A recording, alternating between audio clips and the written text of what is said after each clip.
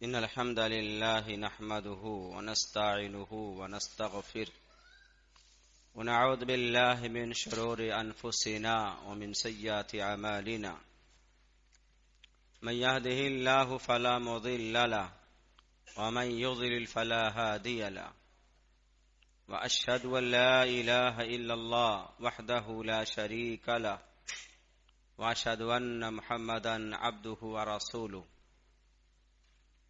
أما بعد فإن خير الحديث كتاب الله وخير الهدى هدى محمد صلى الله عليه وسلم وشر الأمور محدثاتها وكل محدثة بدعة وكل بدعة ضلالة وكل ضلالة في النار. وقال النبي صلى الله عليه وسلم عن أبي موسى الأشعري رضي الله تعالى عنه قال قال رسول الله صلى الله عليه وسلم لا نکاح الا بولی وقال في موضع آخر لا نکاح الا بولی وشاہد عدل.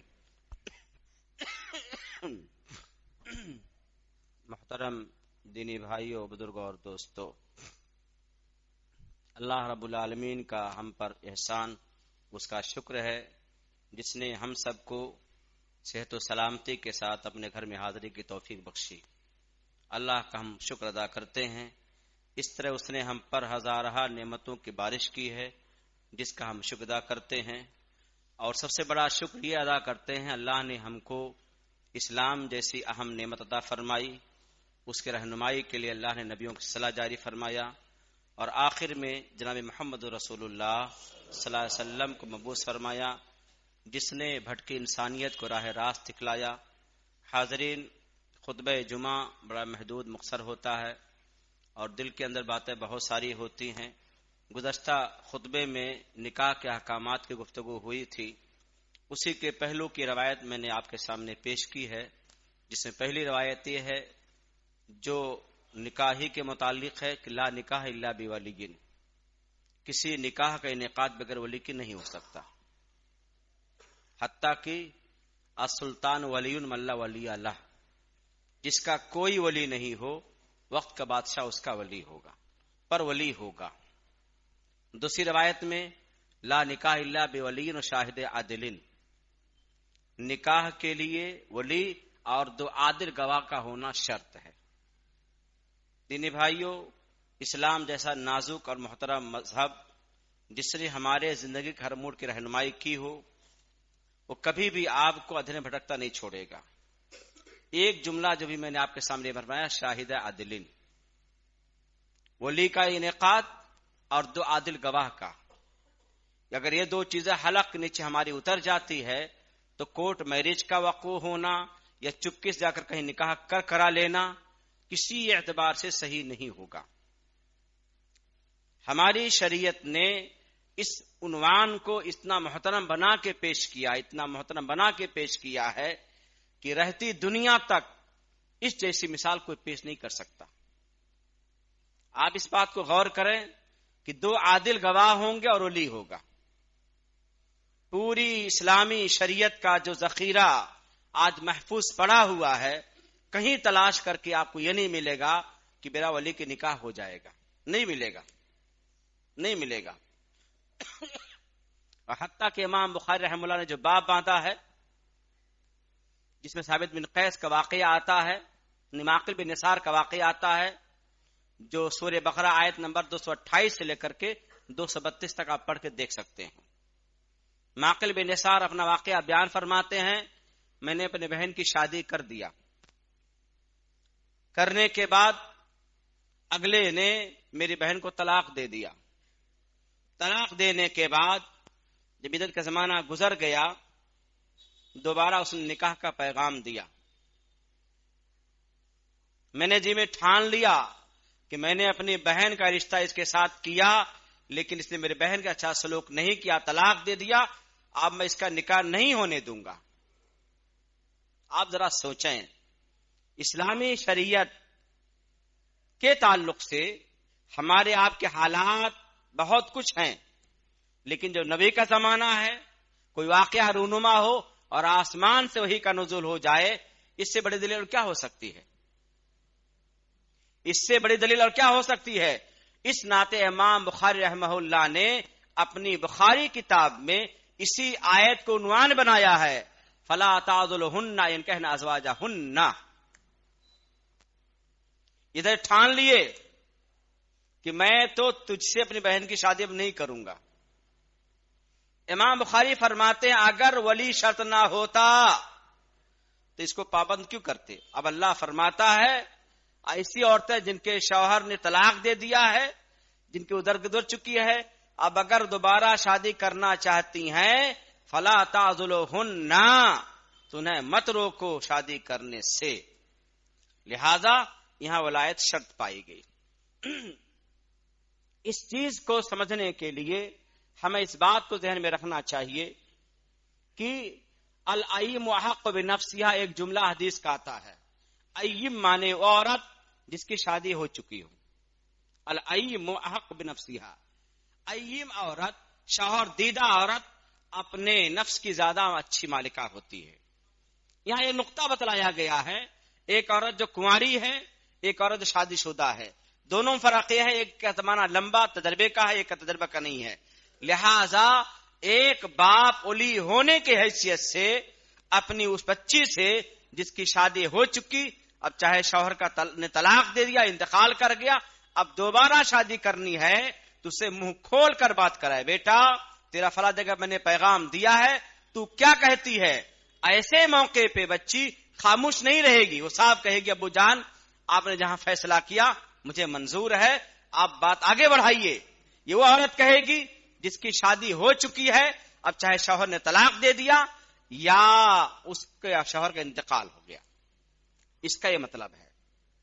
اسی کو بنیاد بنا کر کے دوسرے مسالک کے جھول نے آزاد کر دیا ہے کہ انسان بالغ ہو گیا،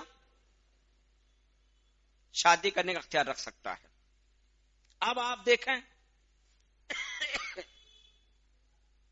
اللہ کے نبی کے پاس کنواری کے بارے بات آئی، کنواری کے سامنے بیان کیا جائے بیٹا صرف پیغام فلاں جگہ دیا گیا ہے، اگر نہ سر ہلائے نہ کچھ کرے تو نبی نے فرمایا وہ خاموشی اس کی اجازت ہوگی، اس کا حیا اس کو باقی رکھے ہوئے ہے، اس زبان نہیں کھولنے دے رہا. یہ باریکی ہے.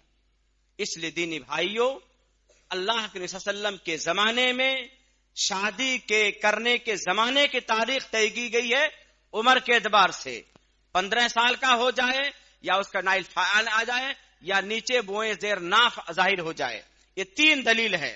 دلیل کے طور پہ عبداللہ عمر رضی اللہ تعالی عنہ صاحب رسول بن واقعہ بیان فرماتے ہیں، اللہ کے نبی صلی اللہ علیہ وسلم نے، میں غزوہ احد میں گیا کہ میں بھی جہاد میں شریک ہونا چاہتا ہوں. اللہ کے صلی اللہ علیہ وسلم نے عمر پوچھ، میں نے کہا میری عمر 14 سال کی ہے. آپ نے واپس کر دیا کہ تم جاؤ، تم جہاد قابل نہیں ہو. اس کے بعد جب غزوہ خندق کا زمانہ آیا، میں پیش کیا گیا، میری عمر 15 سال کی تھی، 15 سال کی تھی، مجھے رکھ لیا گیا. دلیل بنی، اسی سے محدثین نے مسئلے کا استنباط کیا کہ 15 سال ہونے کے بعد آدمی بلوغت کے زمانے قریب آ جاتا ہے، بلوغت آ جاتی ہے. اب اس کے آنے کے بعد اب شادی کرنے کی بات آتی ہے. الگ الگ مسائل کا کھنڈن کیا گیا ہے. ماں باپ ہیں، بچہ مالدار ہے، پہلے اپنی شادی کرے یا ماں باپ کو حج کرائے. بچہ بالغ ہے، مالدار ہے، پہلے نکاح کرے یا حج پہ جائے. ایسے مسائل کی ترتیب بنی ہوئی ہے. لیکن ہر موڑ پہ ہر جگہ اسی بات کو ترجیح حاصل ہے. انسان کو اللہ نے گزشتہ ہفتے میں نہیں بتایا تھا، جس کو نان نفقے کی طاقت ہے اسے شادی کرنی چاہیے. نان نفقے کی طاقت نہیں ہے، غریبی کمزوری ہے، تب تک روزہ رکھے، اپنے پاک دامنی کو باقی رکھے رہے. یہاں پہ ایسا شخص جو مالدار ہے وہ پہلے حج کرے یا نکاح کرے، تو چونکہ نکاح عصمت و عفت کے بچاؤ کا اہم ذریعہ ہے. نکاح کے کرنے سے آدمی کی نگاہ کی پاک دامنی برقرار رہ سکتی ہے. اس ناطے پہلے نکاح کرے پھر حج کو جائے. ہاں، ایسا شخص جس کو اللہ کی توفیق سے اپنے حیاداری پاک دامنی پر اعتماد بھروسہ ہے کہ انشاءاللہ اللہ کے رضا کے مطابق میں اپنے حال پہ کنٹرول رکھوں گا تو بلوغت کے بعد حج کرنا چاہے کر سکتا ہے. اسی طریقے سے ماں باپ کا معاملہ آتا ہے. ماں باپ اگرچہ انسان کے مال کے مکمل حقدار ہیں، انت و مالک لابیک، تو تیرا مال تیرے باپ کے لیے ہے، لیکن ماں باپ کو حج پہلے کراؤں یا پہلے شادی کروں تو آپ کو پہلے شادی کرنا ہے. کیوں؟ ماں باپ کے اوپر براہ راست حج فرض نہیں ہوا ہے، وہ اللہ کے یہاں پکڑے نہیں جائیں گے. بچہ ہے، اس کو اللہ نے حوصلہ دیا، توفیق دیا، مال کی خوشحالی ملی کہ آج اس لائق بنا کہ ماں باپ حج کرنا چاہتا ہے تو کرائے، شوق سے کرائے.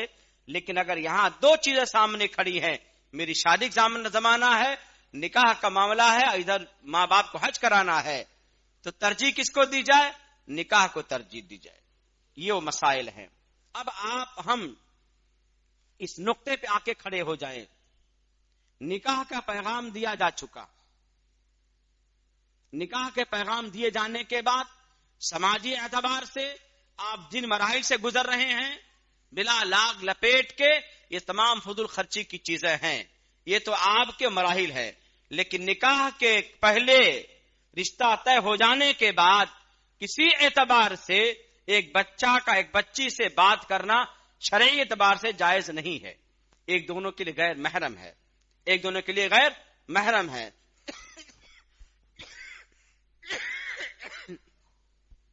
ایک دونوں کے لیے غیر محرم ہے.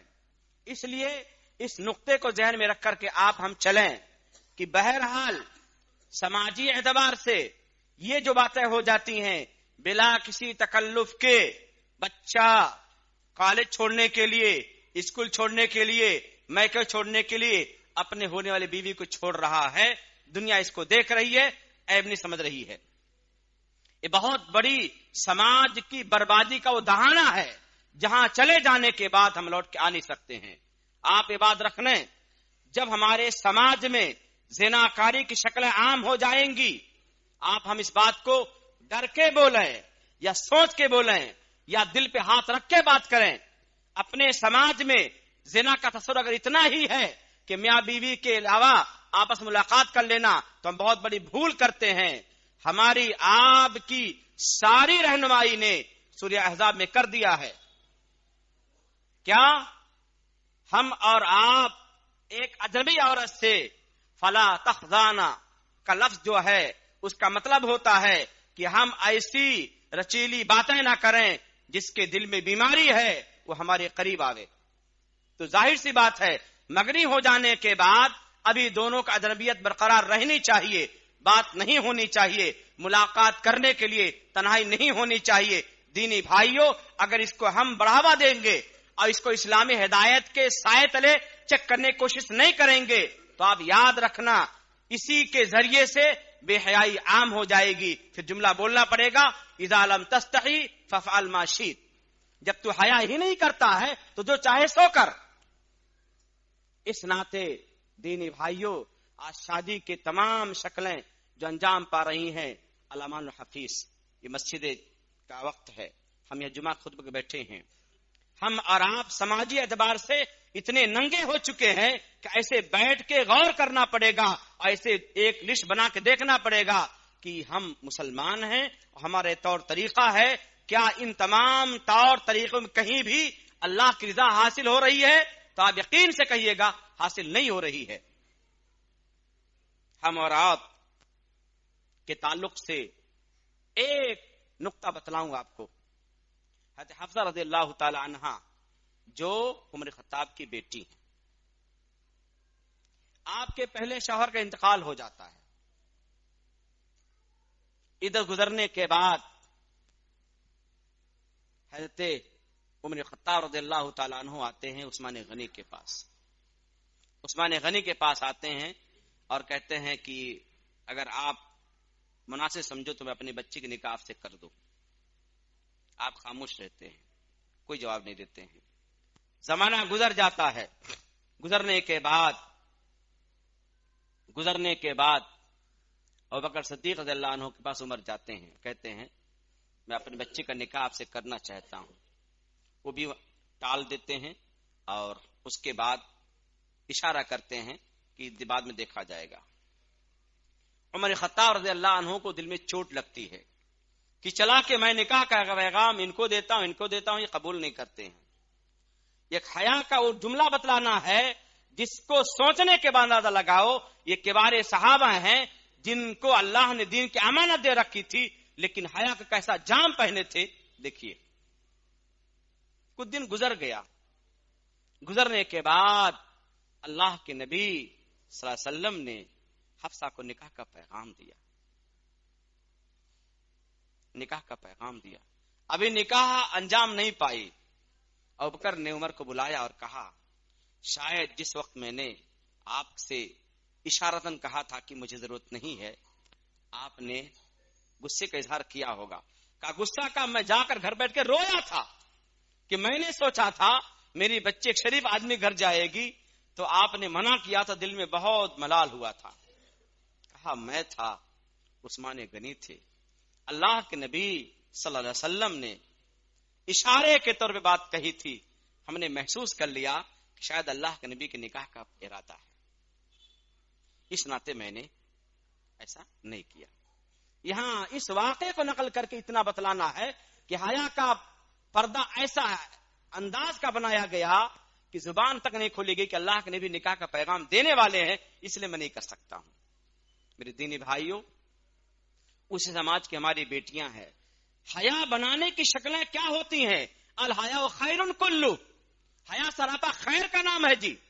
جب حیا موجود ہوگی تو رات کی تاریکی ہوگی، سناٹے کا ماحول ہوگا، دنیا سو رہی ہوگی، ہم ہوں گے، اگلی چیز جرم کرنے والی ہوگی، لیکن یاد ہوگا اللہ مجھے دیکھ رہا ہے، اللہ مجھے دیکھ رہا ہے. اس ناطے جب اللہ مجھے دیکھ رہا ہے تو جرم کرنے کے تمام شکلیں آسان ہونے کے باوجود بھی ہم اللہ کو یاد کر کے اس برائی سے باز آ سکتے ہیں. یہ وہ حیا ہے. اور ہم نے اس کو دنیا کا آزادی کا معاملہ رکھ دیا ہے کہ دنیا آزادی کے اس ماحول میں آ چکی ہے. آپ مرد، میں عورت، دونوں کو اپنے اپنے اختیارات کا مکمل حق حاصل ہے. آج اسی حیا کے پردے کے اوپر جانے کے نتیجے میں ہمارے ایک عزیز نے دھناڑی میں اشارہ کیا تھا، آج بھی نکاح کے مسائل کتاب موجود ہے، اس میں دیکھیں. باقاعدہ ہماری اسلامی ممالک کے بعض ملکوں میں عورتوں نے بات کہی ہے. کیا کہی ہے؟ کہ جیسے ایک مرد کو آزادانہ طور پہ دنیا میں رات میں دن میں جب بھی کہیں آنا جانا ہو آ جا سکتا ہے، اس پہ کوئی رکاوٹ نہیں، کوئی دباؤ نہیں. تو میں بھی اپنے نفس کی مالکہ ہوں، میں بھی چاہتی ہوں حکومتی سطح پہ مجھے اس بات کی اطلاع ملے کہ میں اپنے نفس کی مالکہ ہوں. جب چاہوں، جہاں چاہوں، جیسے چاہوں آؤں جاؤں، مجھے اختیار ملنا چاہیے. حتیٰ کی اس موڑ پہ آ جائیے بچہ پیدا کرنے کی میری چاہت ہوگی تو شوہر سے ملاقات کروں گا، نہ نہیں کروں گی. یہ یاد رکھنا، ہمارے اسلام کی تہذیب کا ملیا میٹ کرنے کے لیے ساری دنیا اپنی طاقت لگا رہی ہے، اور مسلمان تو ہے اس طاقت کے ساتھ مدد کرنے میں شامل حال ہے. یقین ماننا آج ہم دل پہ ہاتھ رکھیں، کل سر پہ ہاتھ رکھ کے رونا ہوگا. یہ اللہ تو نے اسلام دیا تھا، اسلام جیسا انمول مذہب دیا تھا، اور ہم نے اس کو پامال کر دیا، جس کے نتیجے میں آج حال اس موڑ پہ ہیں. سروے کر کے دیکھو تو صحیح، اسی شادی بیواہ کے جائز رشتے کے ناطے آج بڑھاپے کے ماں باپ کو آپ گلے لگاتے ہو. یہ ہمارے باپ ہیں، یہ ہماری ماں ہے، جنہوں نے ہمیں بچپن میں پالا پوسا تھا. اسلام کے ہدایات کی روشنی میں ماں باپ کی قدر و قیمت معلوم ہوتی ہے. آپ جا کر مغربی ممالک میں چلے جانا، بوڑھا ہونے کے بعد دنیا ان کی تاریخ ہو جاتی ہے، مال ڈھیر سا پڑا ہوا ہے، سب کچھ موجود ہے، لیکن اولاد کا پیار نہیں مل رہا ہے. اور ہم بڑی آسانی کے ساتھ اپنی شادی بیواہ کے رسم و رواج کو اپنانے کے لیے پرانی تہذیب نہیں، نئی تہذیب کو گلے لگا رہے ہیں. ورنہ جس شادی نے عفت کو باقی رکھا تھا، جس شادی نے عزت کو باقی رکھا تھا، شادی سے ایک دن پہلے اسی گھر میں طوفان بدتمیزی ہو، کیا مطلب ہوتا ہے جی؟ کیا مطلب ہوتا ہے؟ جس کو ابھی ہم کل دو رشتہ جوڑ کر کے دو چیز حلال کرنے جا رہے ہیں، اس سے پہلے 24 گھنٹہ پہلے ساری طوفان بدتمیزی ہمارے گھر میں ہوتی ہے، تو کیا اللہ کی رحمت کی ہم وہی نازل ہوگی؟ کبھی نہیں ہو سکتا ہے۔ لیکن افسوس یہ ہوتا ہے کہ ہم اتنا گئے گزرے کیوں ہو چکے ہیں کہ ہم سب کچھ سننے کے باوجود بھی اس موڑ پہ نہیں آ پاتے ہیں، اس موڑ پہ نہیں آ پاتے ہیں۔ ہم سے قصور ہوتا کیا ہے، کمی ہوتی کیا ہے، نہیں سوچ پاتے ہیں۔ آپ سوچیں، بے حیائی کی شکلیں جتنا سماج نے شادی بیواہ میں انجام دے دیا ہے، سوائے ایجاب و قبول کے کچھ بچا نہیں ہے، وہ بھی ایجاب و قبول کیا۔ حقیقت میں اتنی شرمندگی لگتی ہے، بچے کے دوست اتنا ٹارچر کیے رہتے ہیں کہ بچہ صحیح طریقے سے ایجاب و قبول نہیں کر پاتا ہے، نہیں کر پاتا ہے۔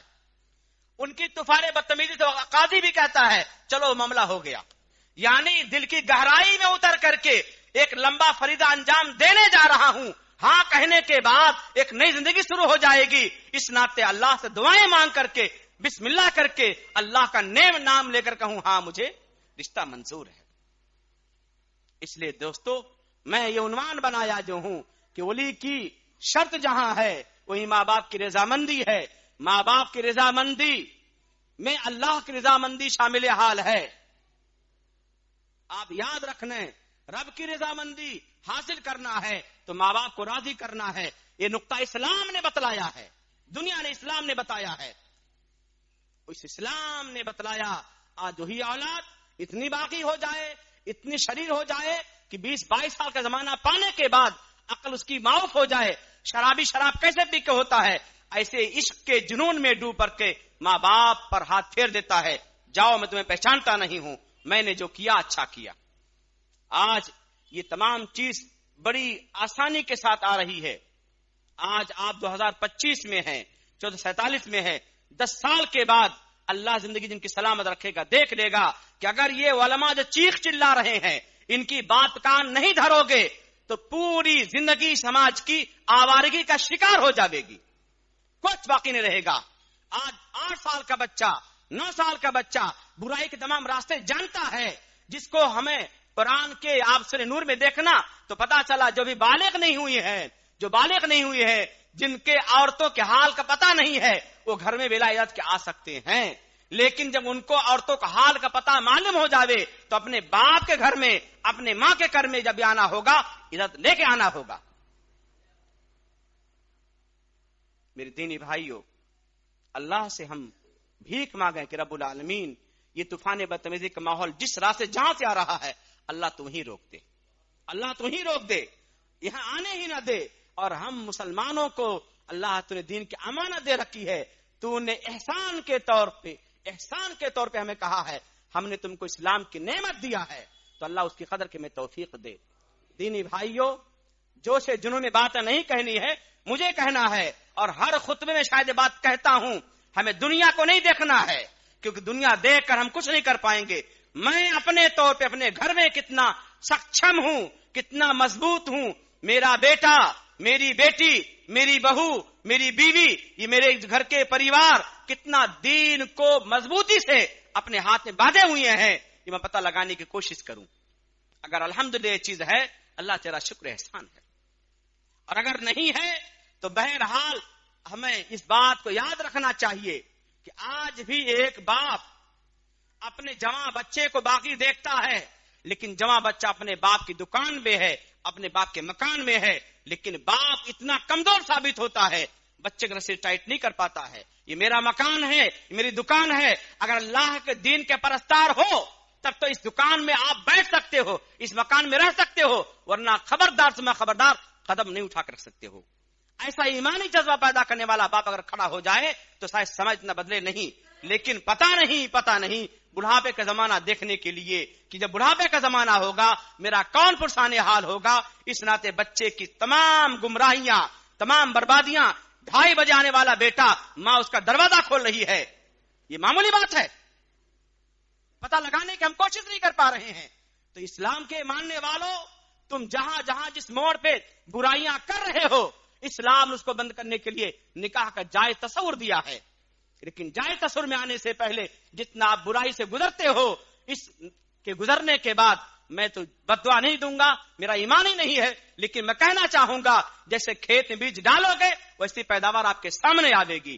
اس اولاد سے امید کرو کہ آگے چل کر میرے مفید بن جاوے، خبردار کبھی نہیں ہوگی. ایک باپ سے پوچھئے جو آج 50 سال کا موجود ہے، 55 سال کا موجود ہے، جس نے اپنے بچے کی شادی کر دی ہے، اس سے پوچھو تمہارا دل ٹھنڈا ہے؟ کہ نہیں مجھ صاحب رو رہا ہوں. یہ حال ہے. اس ناطے آخری بات کہہ کر اپنی بات میں ختم کرنا چاہوں گا. بات تو بہت لمبی ہے، خلاصہ کیسے نقل کروں. مبارک ایک تبع تابعین میں سے آتے ہیں. حدیث کی روایت میں وہ راوی حدیث ہیں. نام مکمل عبداللہ بن مبارک ہے. جیسے کسی موقع میں نے کہا تھا کہ عمر بن عزیز رحمہ اللہ جس کی اولاد بن کر آئے ہیں وہ وہی بیٹی ہے جس نے رات کی تاریکی میں پانی نہیں ملایا تھا. ٹھیک ہے، ایسے یہ آپ سمجھیں. مبارک ایک بادشاہ کے باغ کے رکھوالے ہیں. کسی موقع پر باغ کے مالک نے کہا مبارک آپ پھل توڑ کے لاؤ جو پکے ہوں تاکہ میں اس کا ذائقہ چکھوں. توڑ کے لائے، اتفاق سے سارے پھل کھٹے نکلے. غصے میں کہا مبارک میں نے تم کو اپنے مکان کا امین بنایا ہے، تمہیں پتا تک نہیں کون سا پھل پکا کچا. کا بادشاہ سلامت جوش میں مت آئیے، میں بھی اللہ کا بندہ ہوں، مجھے اللہ کا ڈر ہے، یہ آسمان کو دیکھتا ہوں یقین ہوتا اللہ موجود ہے. اس ناطے میں نے اس باغ میں امانت کے طور پہ اس باغ کو لہلہاتا دیکھنے کے لیے سوکھنے مت پائے، کوئی خرابی نہ پیدا ہونے، اس کی نگہبانی مکمل کی ہے. لیکن آپ نے کبھی نہیں کہا تھا مبارک اس کا پھل تم چکھ بھی سکتے ہو، اللہ گواہ ہے، زمین گواہ دے گی، آسمان گواہی دے گا، میں نے آج تک کوئی پھل چکھا تک نہیں. اتنا لمبا عرصہ گزرنے کے باوجود جس انداز سے مبارک نے جملہ کہا تھا بادشاہ کے پیر سے زمین نکل گئی. ایسا آدمی رات کو سوتے ہیں نیند نہیں آتی ہے.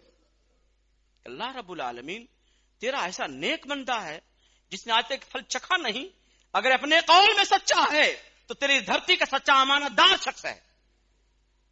اس ناطے گئے، صبح کو کہا مبارک یہاں آؤ، آج کے بعد آپ میرے مشیر کار رہو گی، باغ کی رکھوالی کوئی اور کرے گا. میں گھڑی دیکھتا ہوں ٹائم کی وجہ سے بات سمیٹنے کی کوشش کروں. کہا بادشاہ سلامت ایسا کیوں؟ کہا نہیں آپ آؤ، میری نگاہیں تمہیں کچھ اور دیکھ رہی ہیں، میں ہو سکتا ہے تمہارے زیر سایہ اپنے آپ کو سنوار کر کے اللہ کو راضی کرنے والا بن جاؤں. بادشاہ ہوں اور یہ ایک جملہ کہ آج تک میں نے اس باغ کا پھل نہیں چکھا، اس سے بڑی امانت داری اور کیا ہو سکتی ہے. اگر تو اپنے قول کا سچا شخص ہے تو صحیح معنوں میں میں نے تیری قدر نہیں کیا، تجھے ملازم سمجھا. آج آؤ میرے بغل میں تم بیٹھے، کوئی بات نہیں. ایک دن دیکھا بہت مایوس سے سر جھکا کے بیٹھے. بادشاہ سلامت میں نے کوئی غلطی کر دی؟ آخر وجہ خاص کیا ہے؟ آپ اتنا غمگین کیوں ہیں؟ کہا غمگین کیوں نہ ہوں، اسلامی حکم قدائی میری بچی بالغ ہو چکی ہے، اس کا رشتہ دینا ہے. اب میں سوچتا ہوں کہ ایسا بچہ ملے جو دین کا سچا وفادار ہو اور میری بچی اس کو وفاداری میں رہ کر کے وہ دونوں اللہ کو راضی کرنے والے ہوں. لیکن نگاہیں دوڑاتا ہوں.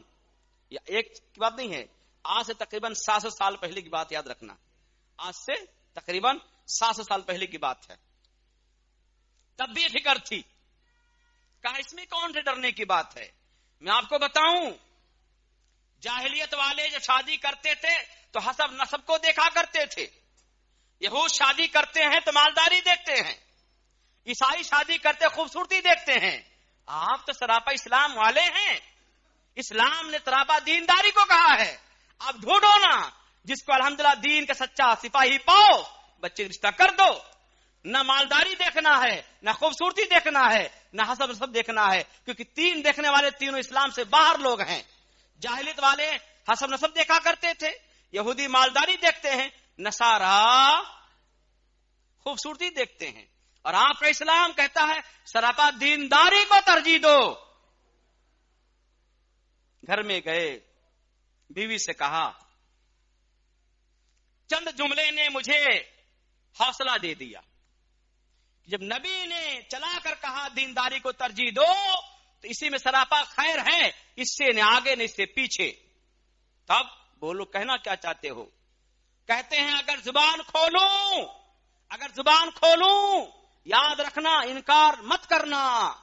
میں اپنی بیٹی کی شادی اس غلام سے کروں گا جو میرے گھر ملازم ہے. مبارک سے کروں گا. مبارک سے کرو گے؟ کہاں مبارک سے کروں گا، اسی سے کروں گا. یہ سراپا غلامی کا زمانہ گزرنے والا کوئی بات نہیں ہے. میں نے اپنی زندگی میں اس موڑ پہ آ کے کھڑا ہو کر پایا ہوں اس شخص نے اللہ کے دین کو باقی رکھنے کے لیے سب کچھ قربان کیا لیکن ایمان پہ آنچ نہیں آنے دیا ہے. میری بچی جس کے شادی کے لیے مامون رشید کا زمانہ تھا، یاد رکھنا مامون رشید نے بھی پیغام دیا تھا، نہیں دیا تھا. اب وہ بچی جب اپنے غلام کے پاس گئی اس سے پیدا ہونے والا شخص عبداللہ مبارک نکلا. عبداللہ مبارک نکلے جو بہت بڑے محدث تھے. اور اسی امام رشید کے زمانے ہی میں جب عبداللہ مبارک اس خراسان میں آئے ہیں اتنی لمبی تعداد بھیڑ کے لوگوں کی تھی کہ ان کی خادمہ نے اپنے محل کے اوپر سے دیکھا کہ آج کون آ رہا ہے. لوگوں نے بتایا عبداللہ مبارک محدث آ رہے ہیں. کہ اصل بادشاہ تو وہ بادشاہ ہے. کہنا یہ ہے بیج کی مثال 10 بار کہوں 1 بار کہوں، زمین اگر باپ ہے نہیں، بیج اگر باپ ہے زمین ماں ہے، اور ان دونوں کا رشتہ اگر صحیح ہے تو اپنے گھر میں انشاءاللہ آج بھی امام بخاری پیدا ہو سکتے ہیں. آج اپنے گھر میں خدیجہ جیسی پاک باز بچیاں بن سکتی ہیں. شرط یہ ہے دوستو ان تمام لوازمات کو اپنے پاؤں تلے مسل کر کے اللہ کو راضی کرنے کے سامان تیار کر لو. اللہ سے دعائیں کرو کہ رب العالمین سراپا قصور اپنا ہی ہے، چاہے رات کے تاریکی کا ہو، دن کے اجالے کا ہو، خلوت کا جلوت کا سراپا گناہ رب العالمین میرا ہے، اللہ مجھے معاف فرما دے. رب العالمین سماج کی تمام کمیاں یقیناً دل کو تکلیف پہنچاتی دینی بھائیوں. اس نعت منبر سے آواز کبھی جوش میں نکلے یا ہوش میں نکلے، باپ ایک ہی ہے کہ سماج بگڑتا اس موڑ پہ آ چکا ہے. میں اپنا ذاتی تجربہ بتاؤں، 2002 میں آنے کے بعد آج 25 میں داخل ہوں. 23 سال کا زمانہ گزر گیا ہے. اس 23 سال کو میری آنکھوں نے دیکھا ہے کہ شادی بیواہ کے دنوں میں اگر ناچ گانا ہلکا ہوتا تو گھر کے اندر ہوتا تھا، چھت پہ تک نہیں ہوتا تھا. آج آپ کے چوراہوں پہ ہو رہا کہ نہیں ہو رہا ہے؟ چوراہوں چھوڑو، بڑے بڑے فارم ہاؤس بک کیے جا رہے ہیں. دلیل بنی اپنی عیاشی کے ترانے گانے کے لیے ہم نے اپنے آپ کو اسلام سے آزاد کر لیا ہے. جاؤ آزاد رہو، اسلام کو کچھ فرق نہیں پڑے گا، لیکن نسل بتلائے گی. میں اسی باپ کی اولاد ہوں جو شرابی تھا، کبابی تھا، جواری تھا، دین کا غدار تھا. اس ناطے میں اگر غدار ہوں تو کوئی دقت کی بات نہیں ہے. عبداللہ مبارک کی بات ادھوری ہے، انشاءاللہ اگلے ہفتے پورا کریں گے. میں اللہ سے دعا کرتا ہوں رب العالمین یہ گفتگو جو شجروں کا نہیں تھا، رب العالمین غیرت ایمانی کا تھا. اللہ میری سماج کو، میری اسلامی ماحول کو، میرے معاشرے کو اسلام کا جیتا جاگتا تصور بنا دے رب العالمین ہمارے سماج کی برائیاں ختم فرما دے رب العالمین. تو دلوں کو پھیرنے والا ہے اللہ. ہمارے بھائی جو ہدایت سے بھٹکے ہوئے ہیں اللہ انہیں ہدایت دے دے، اسلام کی ان کو پہچان کرا دے، اسلام کو محبت ڈال دے، اہل اسلام محبت ڈال دے رب العالمین. اور ہم میں جو موجود ہیں، جو زندہ ہیں، سلامت ہیں، اللہ رب العالمین سب کو ایمان کے سلامت عطا فرماوے. اللہ جو ہمیں اللہ کو پیارے ہو چکے ہیں اللہ غریق رحمت سب کو فرماوے.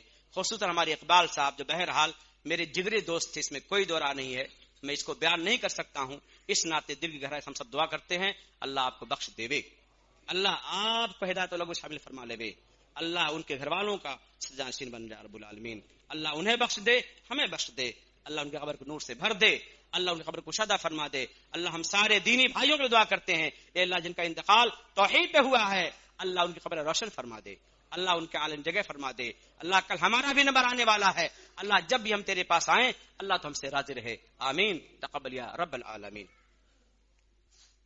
ان الحمد لله نحمده ونستعينه ونستغفره ونعوذ بالله من شرور انفسنا من سيئات اعمالنا من يهده الله فلا مضل له ومن يضلل فلا هادي له واشهد ان لا اله الا الله وحده لا شريك له واشهد ان محمدا عبده ورسوله.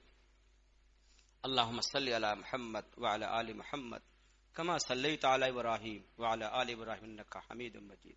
اللهم بارك على محمد وعلى آل محمد كما باركت على إبراهيم وعلى آل إبراهيم إنك حميد مجيد. ربنا آتنا في الدنيا حسنة وفي الآخرة حسنة وقنا عذاب النار. ربنا ظلمنا أنفسنا وإن لم تغفر لنا وترحمنا لنكونن من الخاسرين. يا حي يا قيوم برحمتك استغيث يا ذا الجلال والإكرام. ربنا اغفر لنا ذنوبنا وإسرافنا في أمرنا وثبت أقدامنا وانصرنا على القوم الكافرين. ربنا لا تزغ قلوبنا بعد إذ هديتنا وهب لنا من لدنك رحمة إنك أنت الوهاب إنك أنت الوهاب. اللهم نجعلك في نحورهم ونعوذ بك من شرورهم. اللهم لا تهلكنا بعذابك، اللهم لا تقتلنا بغضبك، وعافنا قبل ذلك. ربنا تقبل منا إنك أنت السميع العليم.